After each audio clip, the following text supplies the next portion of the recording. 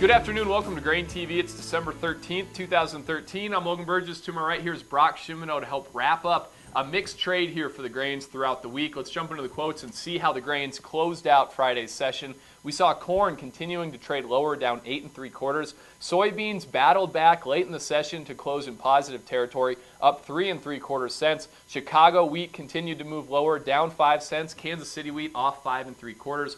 Brock, a focus for today's trade was that soybean market. Really got off to a negative start, but we battled back here late in the session. You know, all three commodities actually started in negative territory in the overnight session. Soybeans was really the leader to the downside initially.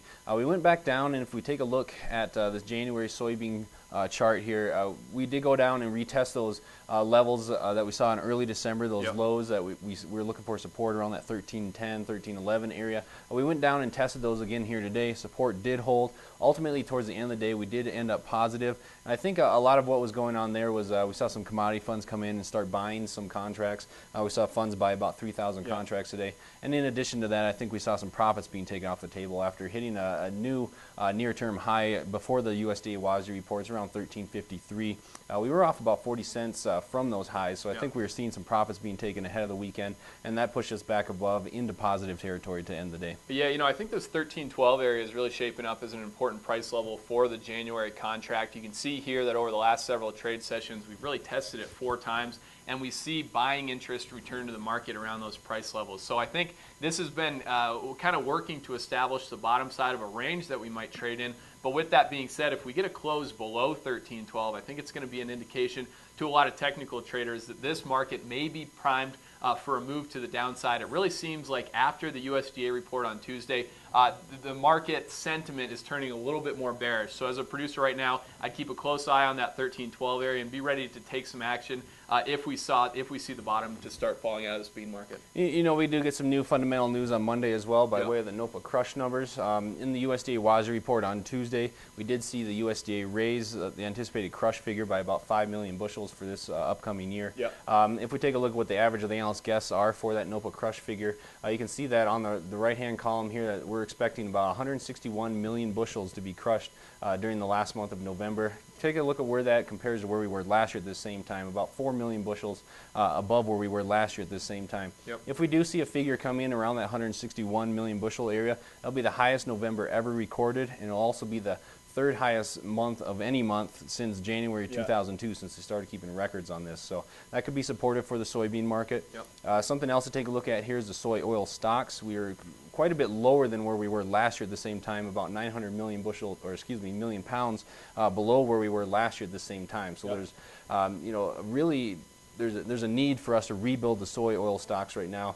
Last month we hit an 8-year low on the soy oil stocks in October. So, you know, we still have an incentive out there by crushers to continue to produce or crush a lot of soybeans right now. We saw at the end of the trade session today, soy meal actually hit a contract high on the December contract. That contract is going to be rolling in a September contract, which has a pretty large premium over what the December contract does right now. Yeah, you know, if we keep an eye on kind of what's going on in the cash market right now, we've seen basis at crush facilities remain very strong here for the last several weeks, really. This week was really kind of a deviation from that trend. We saw it actually down 3.5 cents on average, the spot soybean basis at crush facilities. So that's something to keep an eye on there. Certainly sounded like this week following the USDA report, we had a lot of farmers selling into this market. It seemed like basis might have taken a little bit of hit for the soybean market in particular, kind of as a result of some new beans entering the market.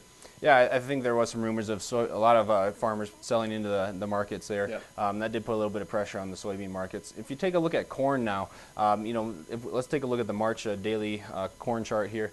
You can see that over the last couple of days we've seen significant selling there as well. We went up and tested that resistance level right around 440, which is the 50-day moving average, the red line here on this chart.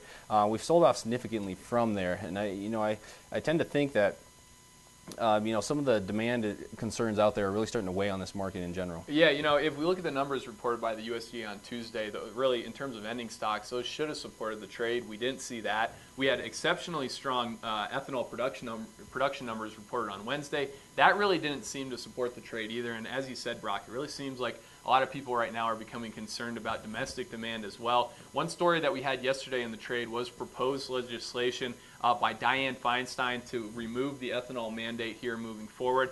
Now, a lot of people look at that and say that that legislation doesn't have a good chance of passing, but I think that ethanol production here may be backing off as we move forward for really just kind of market fundamental reasons. Take a look here at this chart. This shows ethanol production versus the nameplate capacity within the grain belt. Basically, this is showing what production is compared to the stated production capacity at different ethanol facilities. As you can see here, it's recently reached 105%, and we have a hard time producing over about 105, 110% of nameplate capacity. So with that said, I don't know how many more weeks here moving forward we're going to be seeing ethanol production numbers close to 944,000 barrels per day like we saw last week. I think that seasonally we tend to see ethanol back off. So for those two reasons, it seems like ethanol production here, which has been a very supportive thing domestically for corn, may taper off here as we move away from harvest. You know, we did see the USDA bump up anticipated corn use going to ethanol, but they didn't really anticipate the EPA maybe cutting the mandate moving forward here. So that'll be definitely something we'll have to watch. And then, of course, this capacity is running well above 100%, so we could see that back off here just a little bit as well. If you have any questions about what we talked about here today, give us a call, 877-472-4607.